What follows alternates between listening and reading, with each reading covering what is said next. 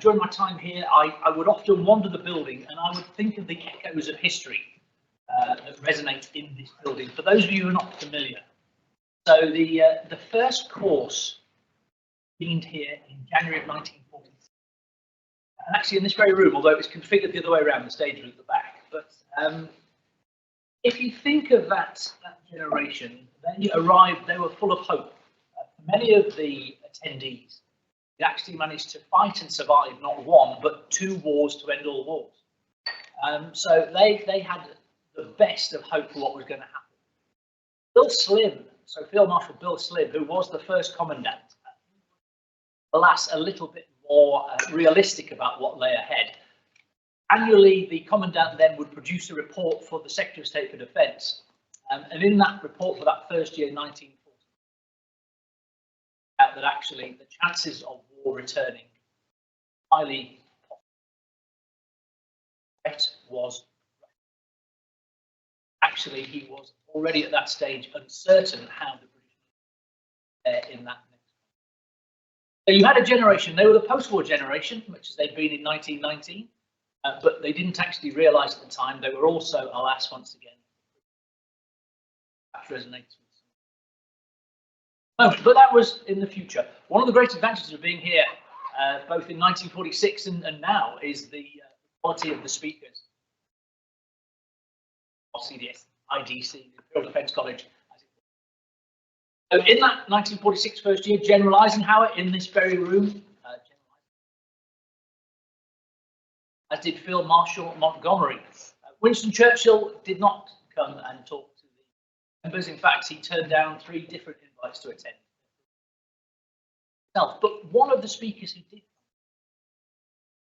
called Ismay, Doug Ismay, and if you don't, I believe that a brand new biography coming out next week. That Doug Ismay came and times.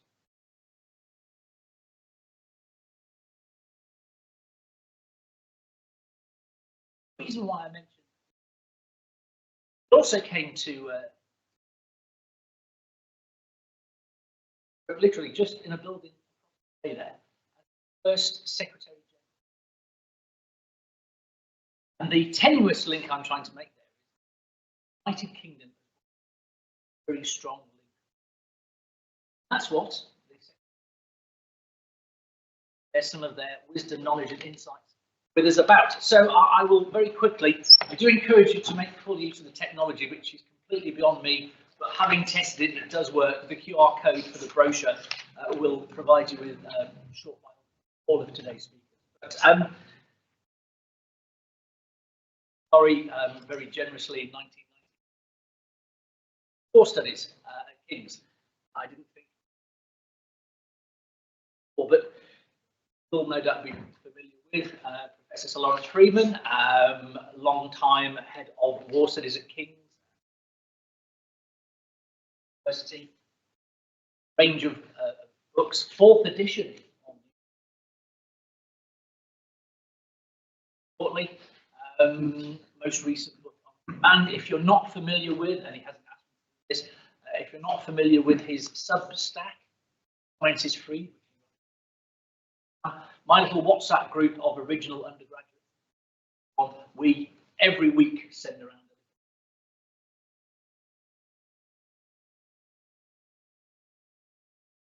Ingrid Southworth, who's with us, and thank you for coming over from Brussels this morning. Yesterday, thank goodness. I was trying to work out the mechanics of so Ingrid is UK Deputy Permanent Representative to NATO, has been since August of last year. Previous to that, she was in the office as an international director. Previous to that, and we talked very briefly, our paths very nearly crossed when she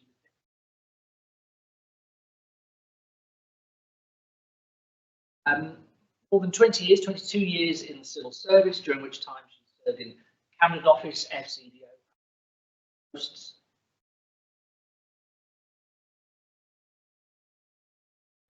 Services to British foreign policy, which I think very accurately.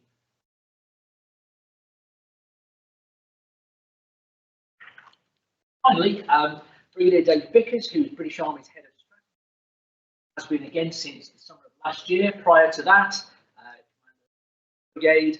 Prior to that, Defence Policy Advisor at the Cabinet Office. He worked on the I will mention, and forgive me for saying so, another King's graduate. Only one of us got a distinction, and it wasn't me. so with that, just about what we may or may not talk about, but I will leave it entirely to you to surprise the room. It's always nice to be here. I could project at the back, shall we? So there was a danger with topics like this that one gets into in the past with Dean Acheson. Dean Acheson, you may recall, but we know, in 1962 talked about how Boston Empire failed to provide a role, to find a role. That led to a search which really continues to this day to find this unique and special. Only the UK can perform in international politics. Surprisingly, it's never been found. Only grey in British foreign policy is our unique role. And it's often seen in terms of bridge building, which is Europe, between Europe and states. And it's often, it starts with the assumption we can't be number one again. So I'm not sure there is a special. There are things that we can do by virtue of that, and they're going to vary from time. It's clear that if there are things to do, NATO is going to be one of them because NATO has a special place.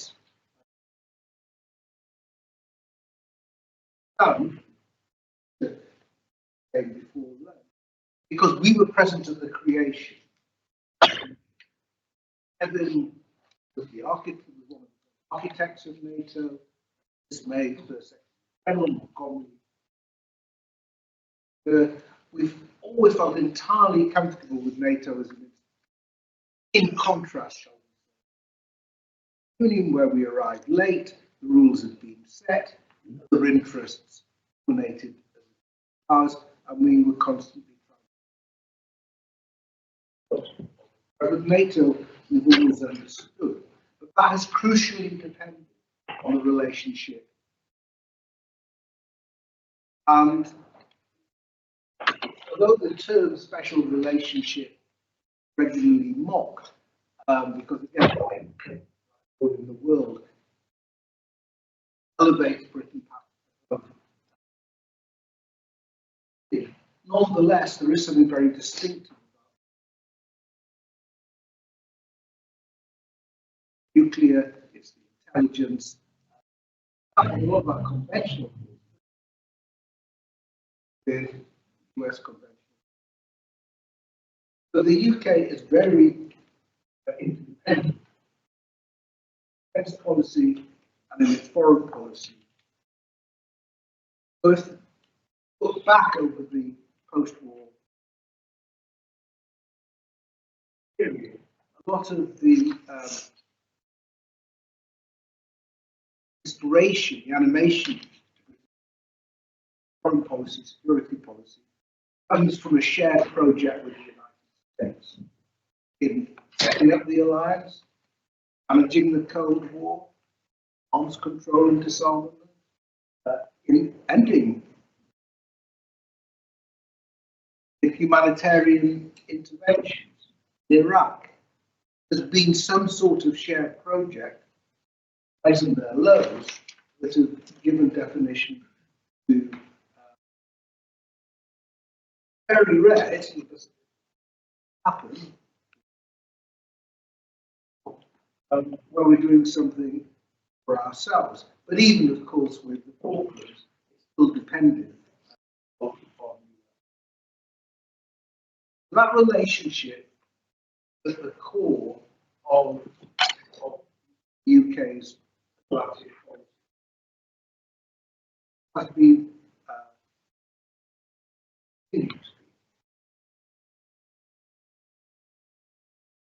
you were talking about British foreign policy 3 or 4 years ago. One of the issues that one would have to address, especially when Trump was president, was would this work much longer? The US was totally preoccupied with the Pacific. To what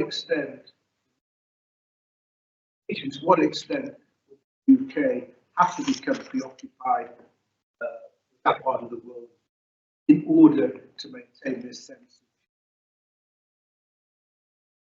of that was clearly difficult. There were things that we would have done. President and the review acknowledged when nodding in that direction, still our major focus is Europe. So it wasn't just NATO itself that was re-energized by the Russian full-scale invasion of Ukraine. The UK relationship with the US and UK's relationship with NATO, because Ukraine is exactly the sort of occasion in which British foreign policy can make a difference and has, I would argue, made a significant difference, partly by being first mover on a number of quite significant moments, not the biggest contributor, but an early contributor, and one that has broken some of the inhibitions that have surrounded the nature of Western support to Ukraine. The Ukraine has provided a focus and obviously an enormous challenge. So it was noticeable that after Speaker Johnson had his epiphany and suddenly realised that his great legacy to American politics and indeed international affairs might be the loss of Ukraine, suddenly changed course over time. That as the United States at last was moving to supplemental to Ukraine, Sunak was up to announce quite a substantial extra UK package as well as the American ATACMS go in. It turns out they're already going in, so came more UK storm shadows. So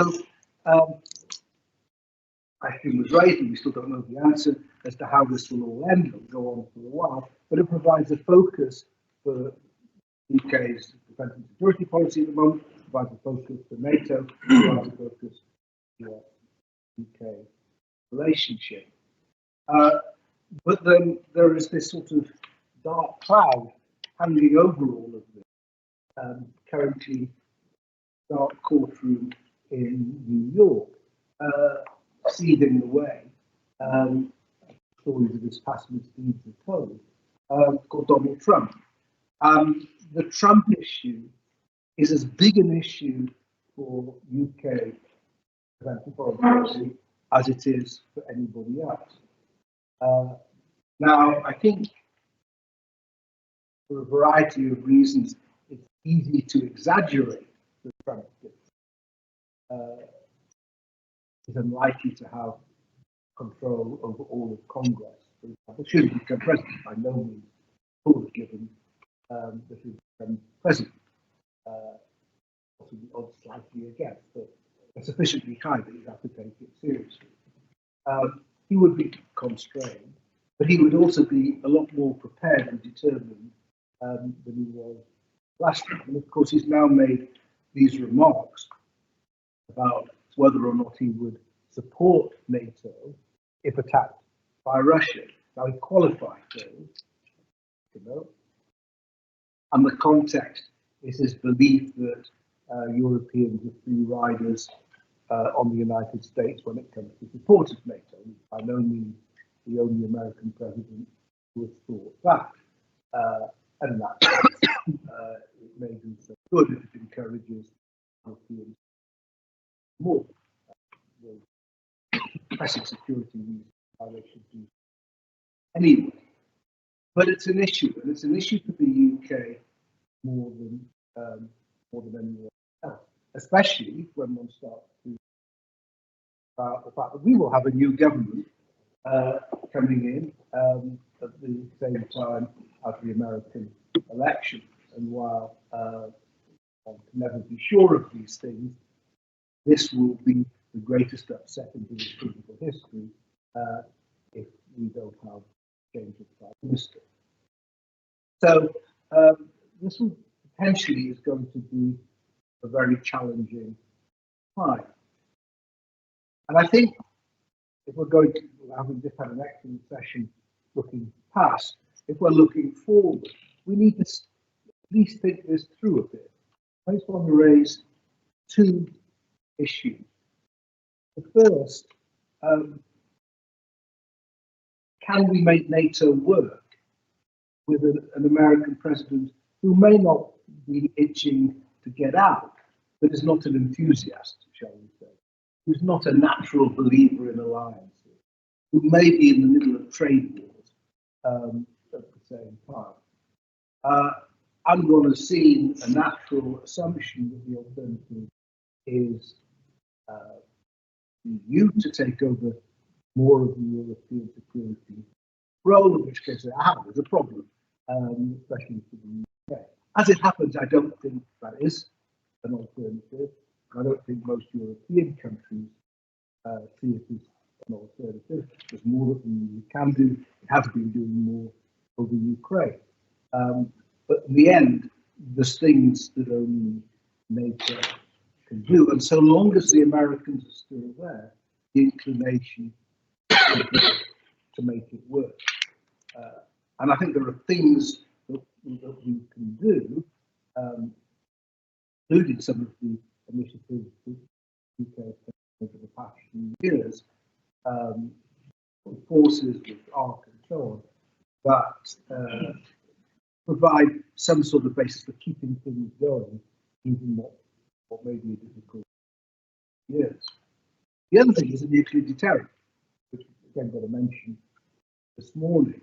One of the difficulties in explaining the role of the nuclear deterrent was why is it needed when we've got a much larger and more capable American nuclear? And those of you who got into these sort of arguments with doctrine, the second centre of decision making, which is originally a French idea, given its most elegant explanation by the late much lamented Michael Quinlan. But the basic idea was, we know the Americans are absolutely reliable and their guarantees can be trusted, but the Russians may not. And so it's helpful as if there's other steps of decision making in London and Paris that they have to take account of. Well, it sort of served as a rationale, although the sort of core French rationale, having really trust an alliance on these sorts of matters, was probably a bit there as well. It's an insurance. Well, that insurance time may be coming along. Now, again, I suspect it probably won't in that form, but it's something that we need to think about. Unlike the French nuclear force, the UK nuclear force is committed to NATO. The Ottawa Declaration in '74 had a neat form of words about contributions and so on, and Macron spoke quite recently about contributing to your strategic culture, I think it would say, as an interesting way of putting it. But the UK is absolutely committed its nuclear force to NATO. It could be an uncomfortably lonely position, or do we work closer with the French? How do we talk about these things if this starts to become more of an issue? So the point at which we have possibly a stronger rationale than we've had for some time, especially given the regular nuclear threats uttered against the UK on Russian state media, which it did at the time, we've got a stronger rationale than before. But at the same time, potentially a weightier responsibility, for which I don't think we have fully prepared the British people. But why is it any different when we ask these questions about the American deterrent? How would you trade Chicago or New York or Berlin, or let's say Riga now? Why trade London? So I think there are some uncomfortable issues potentially coming along. And I think Peter said this morning, you'll have an isolationist American president at some point in the next 25 years. Well, maybe we will, maybe we won't. I don't think one should underestimate how much NATO is embedded institutionally in the United States as well as here. The American military, especially the Army and Air Force, would find it difficult to do without NATO and to walk away. But it doesn't. But these are issues that we have to keep in mind. So it's not a prediction that these things will come to the fore, but we've got a number of months to start thinking about them, because we may have a poor new Prime Minister into these conversations of having. Thank you very much. Ingrid, can I? Thank you for the introduction. I think I'm going to sort of take us back from that sort of super macro sort of picture into how we in the UK work in the Alliance today. So we heard a lot this morning about how the UK was instrumental to the establishment of the Alliance and the role that we play in many key events over the last 75 years.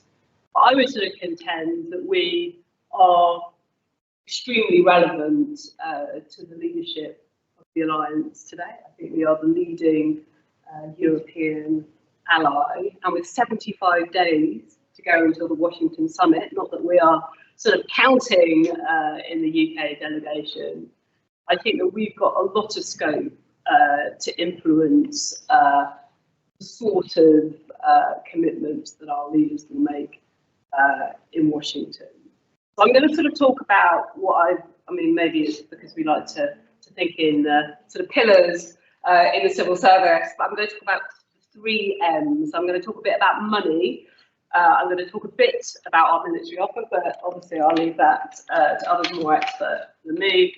And I'm going to talk a little bit about how we work in a multilateral context, and how we use our sort of financial and military heft to influence political strategic outcomes in the Alliance. So the first thing, and I think that many of the speakers this morning have touched on it, and it's clear, money, you know, it obviously matters in terms of your defence spending to give you credibility within the Alliance. So if you look over the last 10 years, the UK has consistently spent, we have in aggregate been the highest spending European ally, consistently over that 2% benchmark.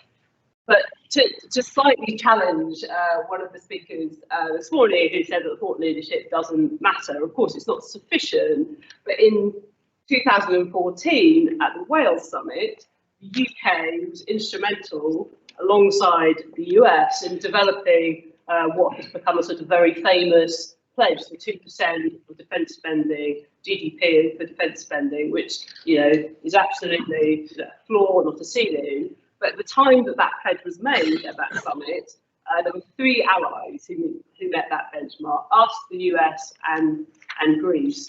And now, obviously, the security environment also demands it. We're seeing over 2/3 of the Alliance meeting that benchmark. So I would argue that, you know, we can bring others with us if we lead by example. And I think that's, again, what we were seeing earlier this week with the announcement by the Prime Minister of 2.5% of GDP for for the UK by sort of 2030, and being clear that that's what we will now encourage other allies to meet as well. So, you know, money is not sufficient, but I would say it absolutely gives us a very strong sort of bedrock in the alliance to build on. The second thing, obviously, is having a consistently high relative level of military expenditure enables us to make a compelling military offer to the alliance. As Lawrence has touched on, obviously, we're one of only 2 allies that commit our nuclear deterrence to NATO. And earlier this year, in terms of our force offer, we've pretty much offered the totality of our forces across land, sea and air to the alliance. And again, I think that's leading by example, because that's what CHACR is asking and wanting others to do as well. So obviously, Dave, you'll get into the detail of that, but I think our military offer to the alliance, it might not be everything that everyone wants at all times, but you know, it is a highly credible offer, I would argue, to the alliance. So I think those 2 things, I think money and military capability, give us an extremely firm foundation at a political level within the alliance to use that influence to advance our strategic objectives. So what I'll try and do is just bring out a sort of few examples of that, and I'll start off with what we've heard about earlier, the sort of core business of the alliance, deterrence and defence. And we heard from our first speaker, actually, how the current sort of generation of warfighting plans that were agreed in Vilnius, actually a lot of the sort of thought capital that went into those plans was UK capital. And of course, you know, we worked with allies, and it was a long and complicated process, but I think that we were quite instrumental to the development of those plans, and indeed instrumental to getting them over the line at the Vilnius summit in political terms. I think there are other recent illustrations where the UK has led by example. So if you look at the eastern flank, Arch Forward Presence was started back in 2016, and the UK was one of the, I think we were the first, in fact, to put one of our battle groups forward into Estonia. Now, so Peter's shaking his head at the back, maybe, but I think that step then helped other allies make that similar move over the last few years. And of course, the Russian invasion of Ukraine changed things again. So I think we can offer leadership by doing things first, and in that way helping to bring other allies with us. I think the second area, we haven't really touched on this quite so much today, is the kind of transformation and modernisation of NATO as a military alliance. And I think I'll talk about this in 2 ways. I think firstly, I think the UK has over the last 5 to 10 years driven the technological transformation of the alliance. Our previous representative, Sarah McIntosh, was absolutely instrumental to the alliance, thinking more about things like AI, thinking about things like quantum, biotech, all of these things which the alliance probably wasn't really thinking about very deeply 5 or 10 years ago. Now there are very concrete programs of work on all of those issues. Obviously, Ukraine, you know, we have set up, and I'll come on to this in a minute, we've set up a new set of structures with Ukraine. Obviously, that's about the support that the alliance can give to Ukraine, but it's also about what we, the alliance, can learn from Ukraine about modern warfighting. And again, we were very keen from a UK perspective. That was embedded into the work that we do with Ukraine. So I think there's definitely a good story to tell about UK leadership on technology. We helped establish the Defence Accelerator, Diana, which some of you will be familiar with, about sort of helping companies with cutting edge technology to bring it through the development cycle, and that's obviously jointly headquartered here in London. I think the second thing I'll talk about in terms of the transformation of the alliance is how we've started as an alliance to think about China. So before sort of 2019, China was not mentioned in any of NATO's leadership communiques. The 2019 communique was the first time that the alliance talked about China and the challenges that China represents in the Euro-Atlantic area. And that is something which has continued to develop over the last 3 to 4 years, and I would argue that the UK has been quite instrumental to that. So you see in the 2022 strategic concept, which was published at the Madrid summit, a much more sophisticated articulation of the sorts of challenge that China represents to NATO. And I think it's important to be clear that we're not talking about NATO sort of getting all expeditionary and sort of going off to the Indo-Pacific. It's about thinking about how China represents a challenge to us here in the Euro-Atlantic, whether that's through hybrid activity, whether it's through cyber. You know, we see plenty of illustrations of that playing out,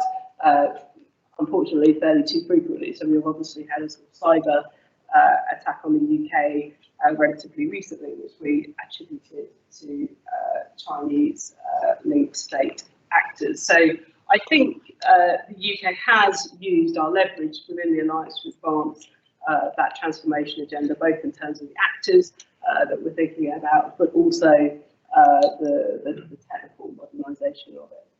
The third thing I just want to sort of touch on is sort of looking ahead to the Washington summit in July. Now, obviously, in the 75th year of the alliance, you would expect there to be a sort of ceremonial or symbolic component to that, and that is certainly true. But above all, you know, the summit, given the wider security context, not just in Ukraine but more broadly, the summit is going to have to deliver substance, and one way or another, Ukraine will be the central issue for the Washington summit. Now, you know, at the moment, I think there is sort of two things we're thinking about as an alliance. Firstly, there is the sort of urgent military requirements that Ukraine has today.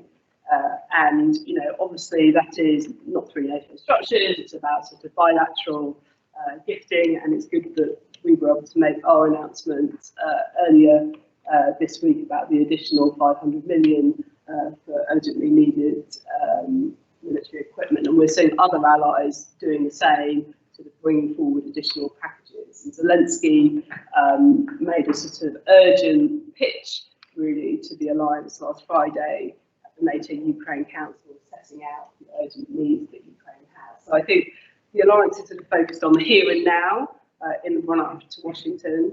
But in terms of the summit itself, I think there's a couple of things that we, from the UK perspective, are seeking to push forward. Firstly, I think it is important that we send a clear political signal that Ukraine is moving closer to the alliance. Vilnius obviously said that Ukraine will join the alliance when conditions allow and when allies agree, but we've made progress on that over the last year, and we will want to be able to send a strong signal on that. Secondly, as others have said, and there's lots of sort of media speculation about this, I think there is an opportunity for us to sort of thicken up the institutional links between NATO and Ukraine, particularly playing to NATO's strength, frankly, on things like interoperability, you know, how the Ramstein format might evolve over time, and what sort of NATO role might look like building up in the next year or so. So that's the second part of it, is the kind of practical assistance that NATO can offer. And then thirdly, I think, is around the sort of financial commitment that allies are able to make at Washington. Obviously this week, the Prime Minister made a multi-year commitment to funding Ukraine. So we often hear people talking about as long as it takes in relation to Ukraine.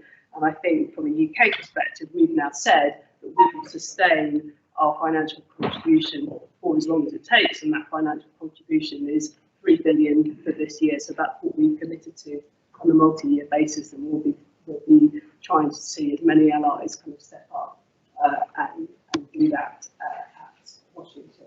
So I think I'll stop there. There's other things that we will be seeking to take forward at the Washington Summit, which I'm happy to talk about. But I just wanted to give you a sort of sense, really, of some of the practical ways in which I think, from a UK perspective, we use the sort of credibility that we have from our military offer and our sort of defence spending to leverage that into political and strategic effects in the alliance. Thank you very much, Ingrid. So finally, Brigadier. Thanks, Andrew, and my thanks to General Sharp and to CHACR. It's an honour and somewhat daunting, actually, to speak alongside former Secretary General to CHACR as a number of other esteemed speakers. But I think testament, to the convening power of CHACR as the Army's think tank, something of which we're very proud in the Army. So, what is the UK's offer to NATO? I thought I'd defy convention and try and answer the question, but I'll very much stay in lane, talk about the UK's military offer in the land domain. So this offer needs to be understood in the context of the NATO force model, so the revised force model that General Radford spoke about at the start. And NFM needs to be understood as quite a big deal, really. NATO would describe it as the biggest overhaul of its force structure since the Cold War. And therefore, because it's a big deal, it has pretty significant implications for the British Army, for our strategy, for our commitments, and the way in which we modernise going forward.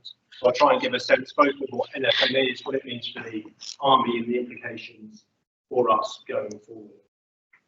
Overall, I'd say that NFM for the British Army constitutes a fundamental reframing of the UK land domain offer into NATO, and also the position of that within British defence policy. So NFM, I think, as has been touched on, was agreed at the 2022 NATO summit in Madrid. It represents a really significant expansion to the high readiness forces that are available to CHACR.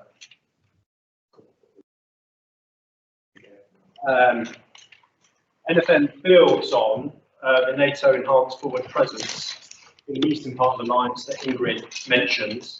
EFP predates NFM, so created back in 2007 as those series of multinational battle groups, which NATO members then agreed in 2022 there should be plans to be able to scale up the brigade size where and when required. And that combination of forward presence and the ability and capability to scale that forward presence up to brigade size, we call collectively as forward land forces. So the Army's NFM offer builds on that forward land force contribution, which for us is a forward battle group in Estonia, so encompassing Narva, as was mentioned this morning. The ability to scale that battle group up to a brigade, our squadron contribution, so a cavalry squadron to the US battle group in Poland, and then also the ability to sustain all of that logistically, our NATO forward holding base in Sennelager, Germany. So why go to the effort of maintaining this forward land forces posture? Well, we would argue that it demonstrates long-term commitment. It helps us to build strong relationships with countries in that part of the alliance who are most at threat, and it demonstrates UK burden sharing tangibly. More than anything, we feel that strong land forces able to defend forward are essential for the kind and type and level of leadership that this country aspires to in NATO. They are, in effect, the litmus test of the UK's commitment to collective defence. The next element of NFM is NATO's new 3-star Allied Reaction Force, which will be formed from its existing response force in July of this year. So our leadership of the very high readiness Joint Task Force land at the point of transition, with the esteemed leadership of Guy Fawkes, meant that we as a British Army were well placed to play a prominent role in the leadership of the ARF when it steps up. So in addition to 7 brigades, we're providing the headquarters of our 1st UK division as the first two-star land component HQ of that new Allied reaction force. The ARF also has a special operations component, and the Army Special Operations Brigades that we formed as a result of our Future Soldier Transformation programme back in 2021 means that we are now able to offer Army Special Operations Forces to NATO for the very first time. The final element of NFM is the strategic reserve that sits behind those forward land forces and the Allied Reaction Force. UK's Allied Rapid Reaction Corps is one of the very few HQs capable of taking on the role of a strategic reserve corps across the alliance. The ARC, together with Freedman, allows the UK to offer the rump of a strategic reserve corps. The ARC's utility and convening power, which CGS has described as akin to that of a carrier strike group, are matched really only by the US across the alliance. And its capability gives CHACR the broadest range of intervention operations during crises. So our offer to NATO includes significant readiness commitments across forward land forces, the Allied Response Force, and the Strategic Reserve. But we have shown consistently that we feel that our forces committed to NATO should not just be held at readiness, but should be usable and used. So this year we've demonstrated our commitment to NATO through exercise Steadfast Defender, seeing 16,000 troops deployed across 10 countries. It represents the largest British Army training deployment to Europe since 1984, and land power made up over 80% of the UK contribution on that deployment. We've also retained the ability to make significant contributions to alliance deployments, such as the short notice deployment of the Princess of Wales Royal Regiment Battle Group to Kosovo last year. So having set out our new land offer to NATO, what does that mean for the British Army? Well, I think I'd end by making 3 observations. Firstly, it increases, as Ingrid says, the percentage of the army that is now allocated to NATO in some respects. So the Prime Minister made a commitment at the Leaders Summit in Vilnius last year to commit almost all of our armed forces and military capabilities to NATO under the NFM. And this year, we will deploy over 85% of our deployed field army to NATO, and that's more than we have done ever before. Secondly, it underpins the Army's primary focus as being warfighting in Europe against Russia as part of NATO. So whilst we must remain an army that's able to influence globally, campaign constantly, respond to crisis, and support homeland resilience, the primary purpose of the army must be, and should always be ready to fight and win wars on land. Lastly, it highlights the capability requirement for combat credible land forces able to fight and win and deliver warfighting capability up to core level. So NFM offers the output headmark for our future force design and highlights the need for continued investment in lethality and resilience. That includes step fires, target acquisition, GBAD, logistics, and stockpiles.